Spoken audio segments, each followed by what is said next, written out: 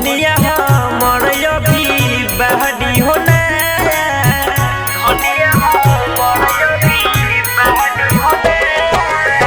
हे छठी मैया तू कडी हदाया धनिया हमर अभी बहरी हो माफ करिया होई जदि कवन कमी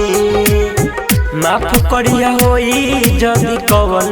कमी पहिला बेरी छठ करे बबुआ के मम्मी पहिला बेरी छठ करे बबुआ के मम्मी पहिला बेरी छठ करे बबुआ के मम्मी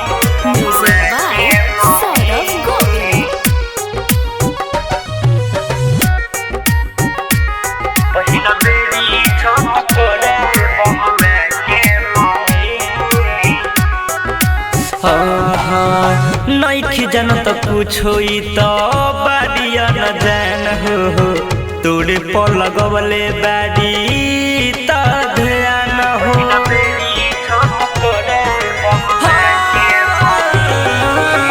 नइखी जानत कुछो त बाडिया न जान हो तोरे पर लगवले बाडी त ध्यान हो जुटल बाबे जथी लेके हे छठी मैया तू होई हस होइया दहुरा लेके आइल बाने साथे हमी दहुरा लेके आइल बाने साथे हमी पहिला बेरी छठ करे बबुआ के मम्मी पहिला बेरी छठ करे बबुआ के मम्मी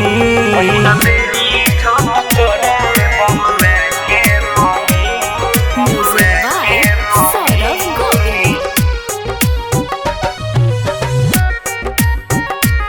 पहिला बेरी छठ करे बबुआ के मम्मी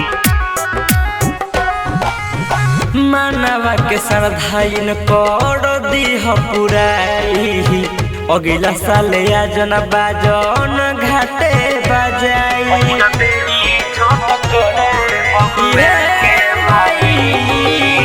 मानवा के श्रद्धाइन कर दीह पुराई अगला साल आजन बाजन घाटे बजाई तिबई के सुनली ह तू पुकार हो इहे अर्जी करे बाबू साहेब बार बार हो इहे चाहता रे हमर पमी इहे चाहता रे हमर पमी पहिला बेरी छठ करे बबुआ के मम्मी पहिला बेरी छठ करे बबुआ के मम्मी